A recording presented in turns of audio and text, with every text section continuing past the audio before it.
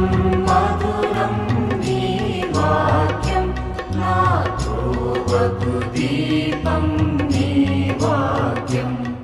యేసు నామంలో మీకు శుభములు సమృద్ధిగా కలుగునుగాక.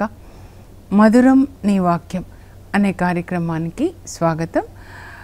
ఈరోజు మనం ఉపవాసం యొక్క శక్తి అనే అంశం 29వ భాగం ధ్యానించుకుందామండి. నిన్న ధ్యానించుకున్నాం కదా పునీత అసిసి ఫ్రాన్సిస్ గారి ఉపవాసం. ఈరోజు కూడా అదే 2వ భాగం ధ్యానించుకుందాము.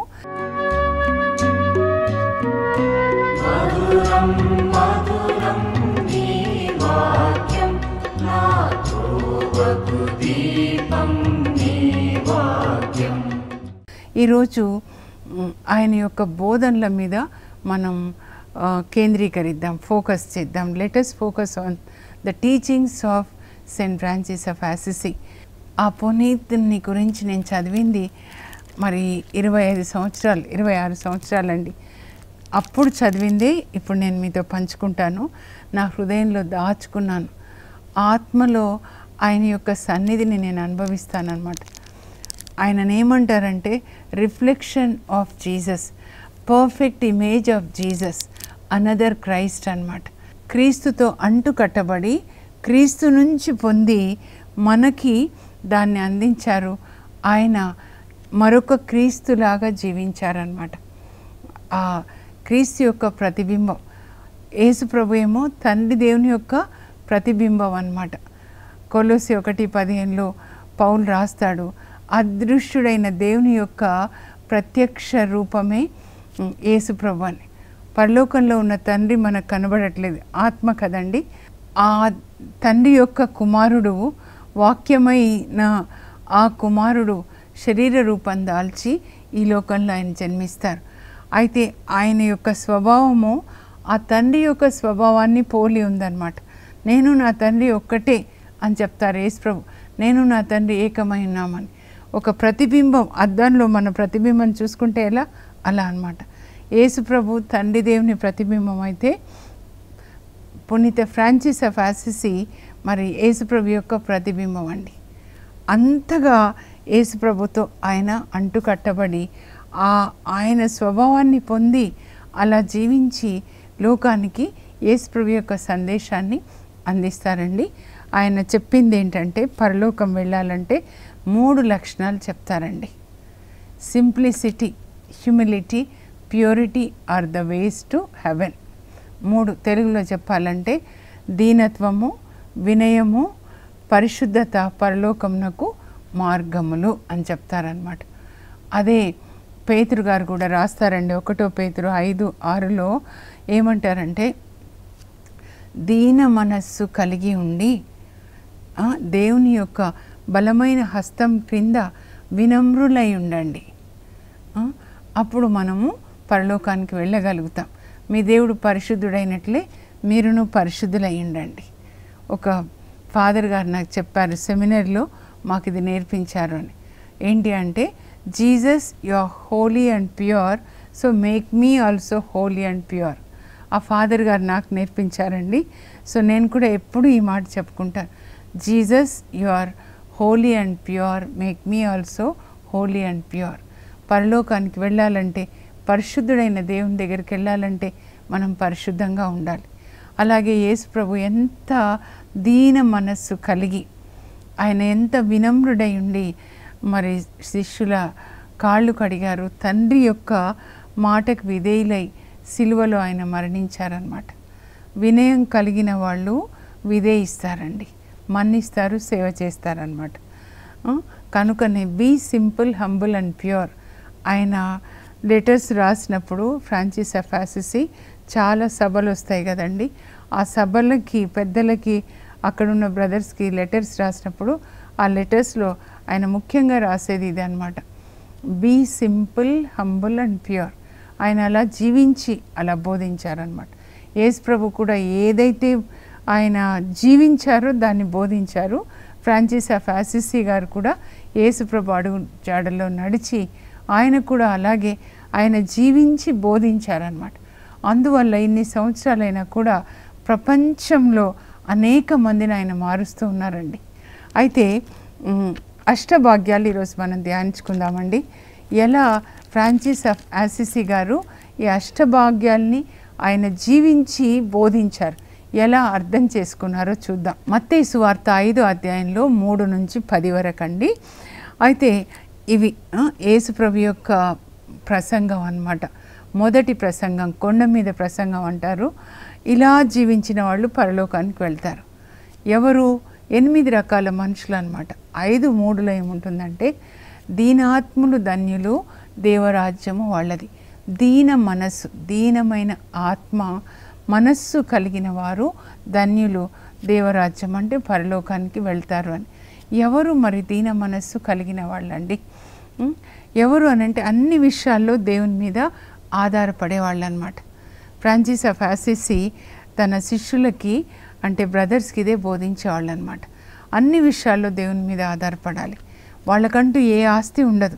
సువార్త బోధిస్తారు, బోధించిన చోట అడుక్కొని తింటారనమాట. అలాగే ఒకసారి వాళ్ళు బ్రదర్సు మరి ఒక చోట వాక్యాన్ని బోధిస్తూ ఉన్నారండి. రాత్రి అయిపోతుందన్నమాట. అలా బోధించి వస్తుంటే వాళ్ళకి అగస్టిన్ గారి మఠం కనబడుతుందన్నమాట. సో అన్నం కొరకు వాళ్ళు వాళ్ళ తలుపు కొడతారనమాట.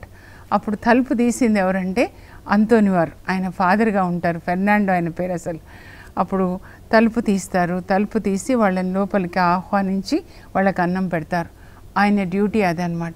ఆ రోజులలో ఆశ్రమాలు ఎలా ఉంటాయంటే, క్రైస్తవ కుటుంబాలు కూడా అండి, అతిథులు ఎప్పుడు వచ్చినా కూడా వాళ్ళని ఆహ్వానించి, సాదరంగా ఆహ్వానించి భోజనం పెట్టడం అన్నమాట. అది అంతోని వారి డ్యూటీ అన్నమాట అక్కడ. అప్పుడు వాళ్ళకి మరి కడుక్కోవడానికి నీళ్ళు ఇచ్చి భోజనం పెట్టి తింటుంటే అప్పుడు వాళ్ళు అడుగుతారనమాట. అంతోని వారు వాళ్ళు వేసుకున్న డ్రెస్సు, ఫ్రాన్సిస్కన్ బ్రదర్స్ వేసుకున్న డ్రెస్సు ముతక డ్రెస్ అన్నమాట. నార బట్టల్లాగా ఉంటాయి, చాలా తక్కువైనవి. ఇంకా చెక్క చెప్పులు ఉంటాయి. వాళ్ళని చూస్తుంటే అంతోని వారు అనుకుంటారు, నేను చాలా ఖరీదైన వస్త్రాలు వేసుకున్నాను, వాళ్ళు ఎంత సింపుల్గా ఉన్నారు అని. ఇంకా ఆయన అడుగుతారనమాట, ఏంటి మీరంతా చాలా ముతక వస్త్రాలు వేసుకొని ఉన్నారు, మీ దగ్గర ఏది లేదు ఒక బైబిల్ తప్ప, ఏంటి అంటే వాళ్ళు చెప్తారు, మాకు ఫ్రాన్సిస్ గారు బోధించారండి, ఏమీ లేకుండా ఉండడంలోనే ఆనందం ఉంది. ఎందుకంటే యేసుప్రభువే మాకు సర్వస్వము. ప్రతి విషయంలో కూడా మేమేం తినాలన్నా, ఏం ధరించాలన్నా మనం దేవుని మీద ఆధారపడాలి అని మాకు చెప్పారు. అందుకే మేము ఇక్కడ సువార్త బోధించాము. ఇక్కడ మరి ఈరోజు మాకు ఆహారం ఏంటి అని అంటే ఆయనే ప్రసాదిస్తారు అని. అలా ఇక్కడ వచ్చి తలుపు కొట్టాము, చూడండి మీరు మరి మాకు భోజనం పెట్టారు. అలా అనుదిన ఆహారం కొరకే కాదు, అన్ని విషయాల్లో మేము దేవుని మీద ఆధారపడతాం. అదొకటి చెప్తారండి. అన్ని విషయాల్లో దేవుని మీద ఆధారపడ్డాం అన్నమాట.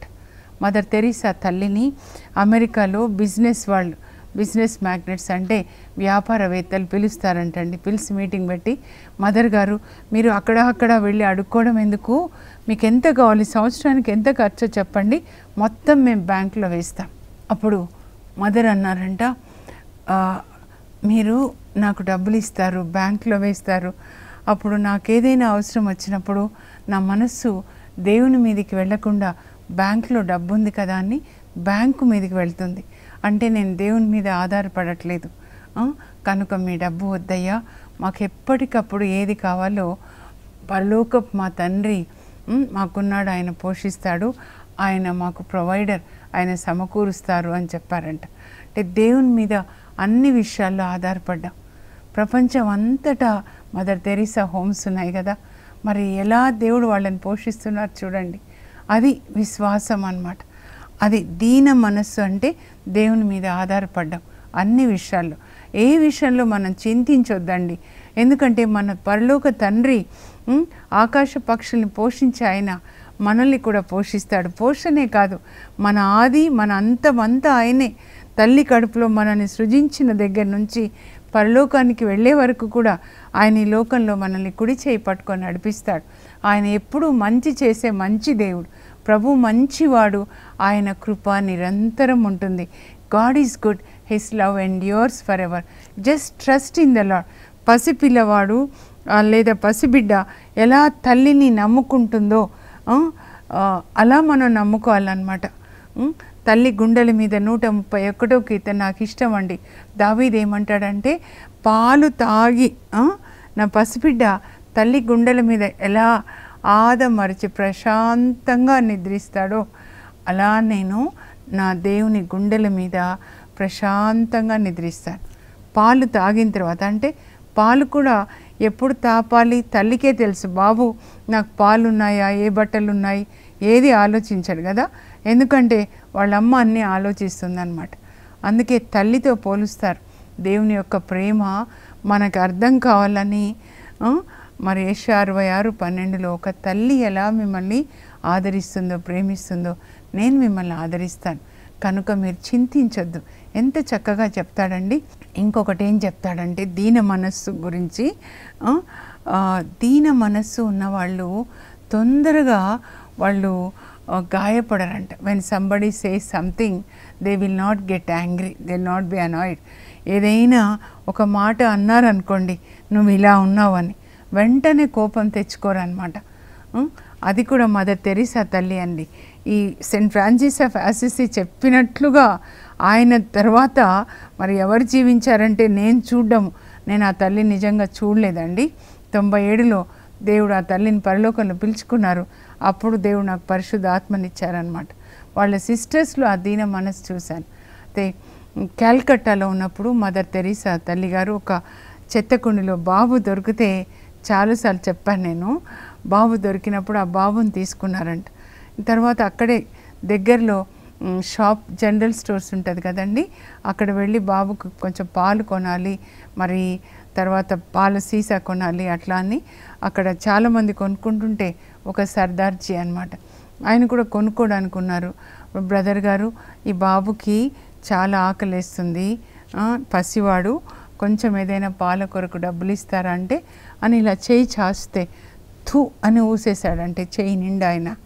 అప్పుడు ఆ తల్లి ఏమీ కోపపడకుండా, డిస్టర్బ్ కాకుండా దాన్ని ఇలా రాసుకొని, బ్రదర్ మీరు ఇప్పుడు నాకు ఇచ్చారు, నేను అది స్వీకరించాను, మరి ఈ బాబుకి ఏమి ఇస్తారు అని మళ్ళీ చేయి చాశారంట. అప్పుడు ఆయన హృదయం కదిలించబడిందంట. అప్పటికి ఆయన he was feeling so sorry అనమాట. ఎందుకు నేను ఇలా బిహేవ్ చేశానని అంతరాత్మలో బాధపడుతుంటే మదర్ తెరీసా తల్లి యొక్క ఆ రియాక్షన్ ఆయనను కదిలించేసి, అమ్మ నన్ను క్షమించండి తల్లి, చాలా తప్పు చేశాను అని చెప్పి బాబుకు అన్నీ ఇచ్చేసి మీరు ఎక్కడుంటారమ్మా అని అడిగి మరి తర్వాత జీవితాంతం ఆ ఆశ్రమానికి మరి ఆయన హెల్ప్ చేస్తూ ఉన్నాడంట. కొన్నిసార్లు మనం చాలా పెద్దగా మనల్ని ఊహించుకుంటే ఎవరైనా ఒక మాట అంటే మన కోపం వస్తుంది కదా. కోపిష్టి అన్నా కూడా నువ్వు ఇలా ఉంటావు అంటే మన ఆత్మలో పెద్దగా ఊహించుకున్నప్పుడు, గర్వం ఉన్నప్పుడు, ఒక కరెక్షన్ ఇచ్చినప్పుడు చాలా షార్ప్గా రియాక్ట్ అవుతామండి. కానీ సెయింట్ ఫ్రాన్సిస్ ఆఫ్ అసిసి మీరు దీన మనస్సు కలిగి ఉన్నప్పుడు, మిమ్మల్ని ఎవరైనా ఏదైనా అన్నప్పుడు మీరు రియాక్ట్ కారు, కోపం తెచ్చుకోరని చెప్తారు. ఆ తర్వాత 7వ వచనాన్ని గురించి ఆయన మరి వివరించారండి. దయామయులు ధన్యులు, వారు దయను పొందెదరు. Blessed are the merciful, God will be merciful to them. అంటే ఏంటి అని చెప్తాడంటే, దయ కలిగి ఉండడము అంటే ఏంటి? ఒక సంఘటన అండి, నేను సువార్త బోధించడానికి వెళ్ళినప్పుడు అది నాకు ఇంకా హృదయంలో ఉందన్నమాట. 3 రోజులు మీటింగ్స్ పెట్టారండి. మొదటి రోజు అయిపోయింది, చాలామంది చుట్టుప్రక్కల నుంచి కూడా వచ్చారు. కొన్ని రూమ్స్ ఉంటే అక్కడ ప్యారిష్లో చర్చి వెనకాల ఫాదర్ వాళ్ళకి ఇచ్చారనమాట. సో ప్రొద్దున్నే లేచి నేను ప్రేయర్ అయిపోయిన తర్వాత చర్చి చుట్టూ తిరుగుతూ ప్రార్థన చేస్తూ ఉన్నాను అనమాట. అప్పుడు ఆ రూమ్లోంచి ఒక సోదరి బయటకు వచ్చిందండి. ఒక 20-22 సంవత్సరాలు ఉంటుందో లేదో. అక్క వచ్చి మా ఆయనకి ప్రేయర్ చేయరంటే సరే అమ్మా అని లోపలికి వెళ్తే ఆయనకి ఇంకా తలకి దెబ్బ తగిలిందంటండి. మంచం మీద ఉన్నాడు, లేవలేకపోతున్నాడు అనమాట. లారీ యాక్సిడెంట్, పెళ్ళైన తర్వాత 1 ఇయర్కో 2 ఇయర్స్కో చెప్పింది. లారీ యాక్సిడెంట్ అయిపోయి బ్రెయిన్కి దెబ్బ తగిలి అప్పుడు సరిగ్గా నడవలేకపోతున్నాడంట. పెరాలసిస్ లాగా కాళ్ళు నడవలేకపోతున్నాడంట. అయితే ట్రీట్మెంట్ తీసుకుంటా ఉన్నారు. ఆ అమ్మాయి వాళ్ళ తమ్ముడు కూడా వచ్చాడనమాట. ఎలా తీసుకొచ్చారమ్మా అంటే, తమ్ముడు హెల్ప్ చేశాడు మేడం అని. నీకేమనిపించట్లేదా పెళ్ళి అయిపోయిన తర్వాత ఇలా అయిపోయింది, ఆయనకి సేవ చేస్తూ ఉన్నాను. ఎన్ని రోజులైందంటే సంవత్సరంన్నర అని చెప్పింది. ఏమనిపించట్లేదంటే, లేదమ్మా, పెళ్లి రోజు నేను దేవుని సన్నిధిలో నా భర్త చేపట్టుకొని వాగ్దానం చేశాను, కష్టంలో సుఖంలో వ్యాధిలో సౌఖ్యంలో తోడుగా ఉంటానని. దేవుని సన్నిధిలో నా భర్తని మరి నేను స్వీకరించాను నా భర్తగా. ఇప్పుడు మేమిద్దరము 2 శరీరాలు కాదు కదా. కనుక ఒకవేళ నాకే అలా అవుతే, కనుక దేవుని చేతిలోంచి స్వీకరించి నమ్మకంగా ఆయన కొరకు నేను ప్రార్థన చేస్తున్నాను. నాకు నమ్మకం ఉందమ్మా, దేవుడు తప్పకుండా నా భర్తను తాకుతాడని. అందుకే చాలా దూరం నుంచి అయినా వచ్చాము ప్రార్థనకి అని. నిజంగా తర్వాత 3వ రోజుకి దేవుడు ఆయనని స్వస్థపరిచారండి. మనము దయ కలిగి ఉండాలి. అవతల వ్యక్తి యొక్క బలహీనతల్ని బట్టి, పునీత మోనిక తల్లి భర్త తాగేవాడనమాట, కానీ ఆమె దయ కలిగి ఓర్పు కలిగి దేవుణ్ణి పట్టుకుంది. ఒక చేత్తో భర్తను పట్టుకుంది, భర్తను విడిచిపెట్టలేదు. దేవుణ్ణి పట్టుకొని, ప్రభువా నా భర్తని కనికరించు అని దేవుని యొక్క చేతులకి భర్తను అప్పగించింది. దేవుడు ఈమె ప్రార్థన చూసి, భర్త తాగి వస్తే కూడా ఆమె ప్రార్థించేదంట, ప్రభా 1 గంట నాకు ఓర్పు ఇవ్వండి, ఆయన తిట్టినప్పుడు నేను మళ్ళీ రియాక్ట్ కాకూడదని. తర్వాత ఆయన అన్నం తిని పడుకున్న తర్వాత ప్రార్థించేదంట. 3 బిడ్డల్ని దేవుడిస్తారు, 2 కొడుకులు 1 అమ్మాయి. పెద్ద అబ్బాయి అగస్టిన్ తర్వాత రాస్తాడు, మా అమ్మ మా నాన్న త్రాగి వచ్చినప్పుడు భోజనం పెట్టి ఆయన పడుకున్న తర్వాత ప్రార్థిస్తే ఆమె ఎక్కడ ప్రార్థిస్తే అక్కడ కన్నీరు ఒక ఏరులాగా పారింది అని. కానీ ఆ భర్తని మారుస్తారు. ఆ తర్వాత పెద్ద కొడుకు అగస్టిన్ని కూడా మారుస్తారండి. మీ ఓర్పు సహనం వల్ల మీరు జయిస్తారు. మీరు పడిపోయినప్పుడు మీ భర్త కావచ్చు, భార్య కావచ్చు, పిల్లలు కావచ్చు, మీరు వాళ్ళని పట్టుకొని వాళ్ళకి సపోర్ట్గా ఉంటే అప్పుడు దేవుడు కూడా పనిచేసి మీ చేతిని వాళ్ళ చేతిని పట్టుకొని బాగు చేస్తాడు. You stand for your husband or wife, God will stand for you, he will do. దయ కలిగి ఉండాలండి. ఎప్పుడు ఆ వ్యక్తి వల్ల నాకేం లాభం, నేనేం పొందుతాను అనకుండా నేనేమిస్తాను ఆ వ్యక్తికి అని. దేవుడు ఎంత దయ కలిగి ఉన్నాడో మన పట్ల, ఆ దయని ముందు మన ఇంట్లో ఇవ్వాలండి, ప్రేమని అన్నమాట. అమెరికన్ దైవజనుడండి, మ్యాన్ ఆఫ్ గాడ్, ఆయన చెప్తే విన్నాను నేను. అప్పుడప్పుడు ఆయన మెసేజెస్ వింటాను. David Wilkerson, I was really touched when I heard that. ఆయన చెప్తున్నారు, ఆయనకి ఇంకొక పాస్టర్ అమెరికాలో ఫ్రెండ్ అంట. అయితే ఆ పాస్టర్ ఎప్పుడు కూడా కొంచెం యంగ్ పాస్టర్ అనమాట. ఈ పాస్టర్ గారిని తండ్రిలాగా అనుకొని బాధలు పంచుకుంటాడంట. పాస్టర్ గారు, నా భార్య సాటర్డే వీకెండ్స్ వస్తే, సండే వస్తే బార్లలోకి వెళ్ళి తాగుతూ ఉంటుంది. నాకు చాలా బాధ అనిపిస్తుంది. నేనేమో సేవ చేస్తున్నాను, నా భార్య ఇలా ఉంది, చాలా బాధ, ప్రే చేయండి అని చెప్తాడంట. ఇంకా అలాగే ఆమె బార్లలో తాగి రాత్రి ఎప్పుడో వచ్చేదన్నమాట. సాటర్డే ఈవినింగ్ కానీ సండే ఈవినింగ్ కానీ. ఈయనకి ఎంత వేదన.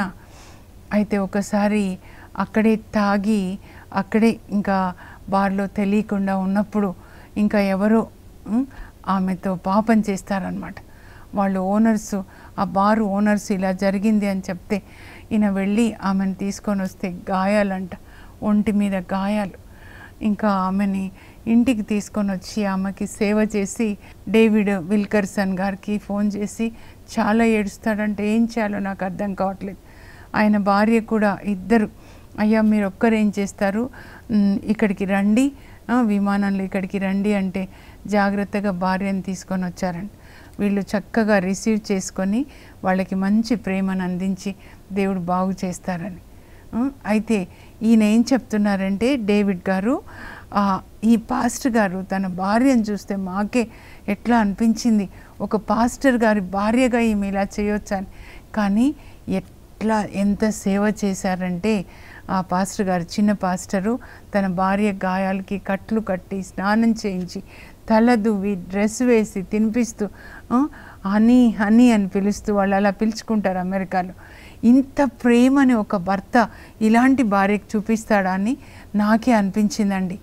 అప్పుడు ప్రభు చెప్పారు, నేనెంత మిమ్మల్ని ప్రేమించాలి, తప్పిపోయిన దాన్ని వెదకి రక్షించడానికి వచ్చాను, నేను నీతిమంతుల కొరకు రాలేదు అని పాపులను వెతికి రక్షించడానికి వచ్చాను.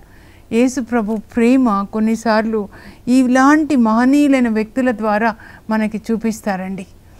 ఎంత సేవ చేశారంటే తర్వాత వీళ్ళిద్దరు కూడా ప్రార్థన చేసి ఈ దంపతులు వీళ్ళతో మాట్లాడుతూ ఆమెతో కూడా మాట్లాడుతూ ఉంటే, అమ్మ ఎంత ప్రేమని భర్తకు చూడంటే, వీళ్ళ ప్రార్థన భర్త ప్రేమలో ఆమెకి పశ్చాత్తాపం కలుగుతుందండి.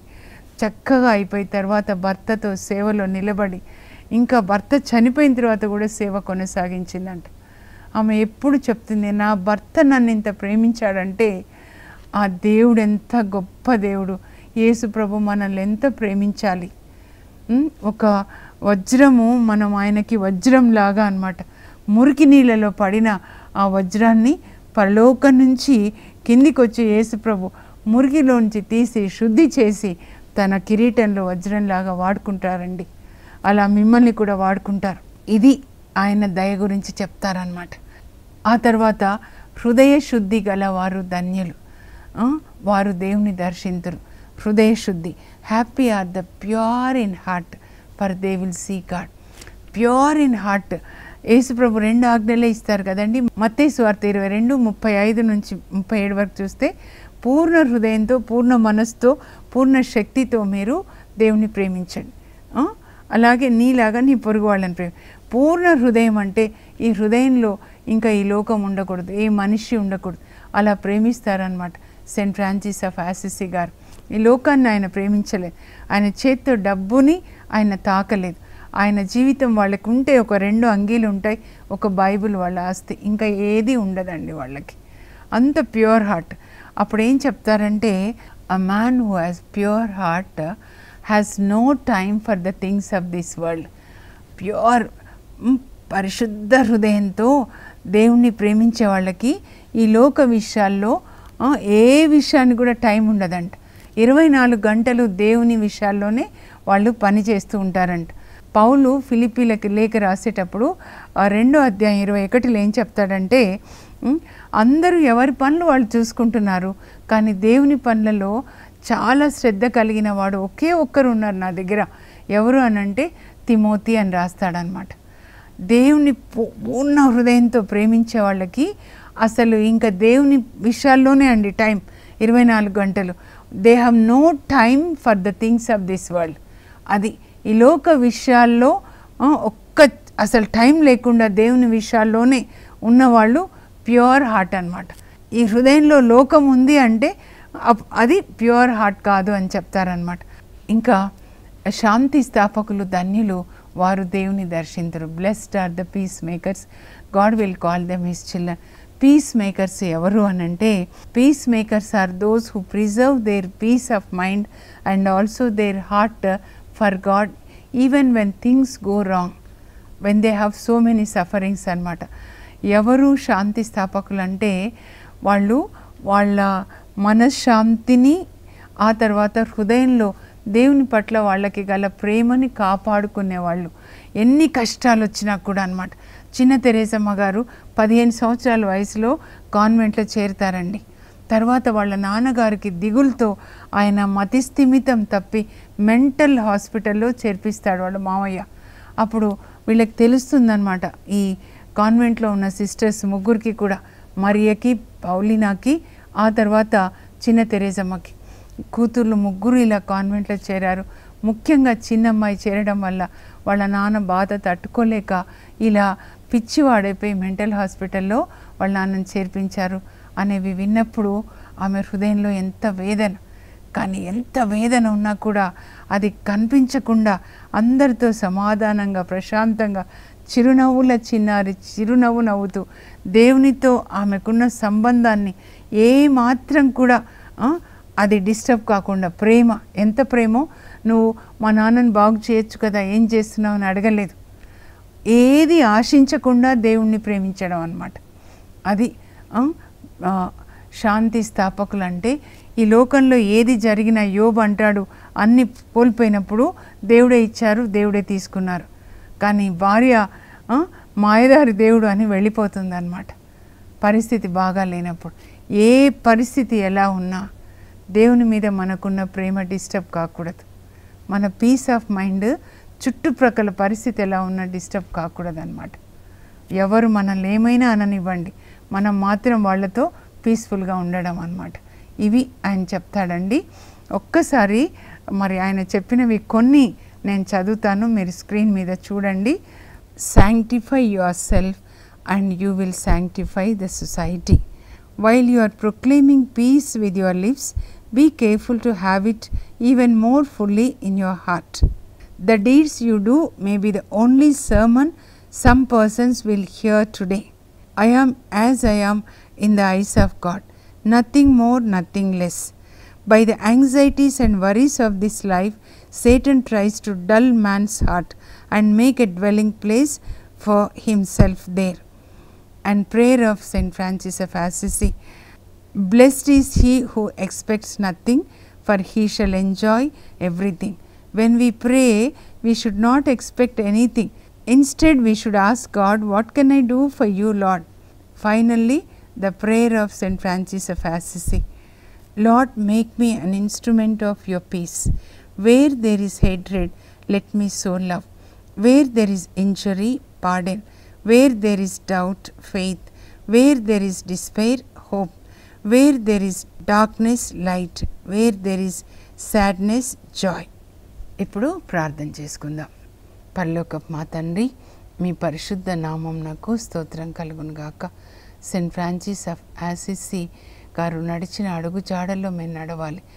ఆయన ఈ లోకాన్ని ప్రేమించలేదు ప్రభా, తన శరీరాన్ని ప్రేమించలేదు.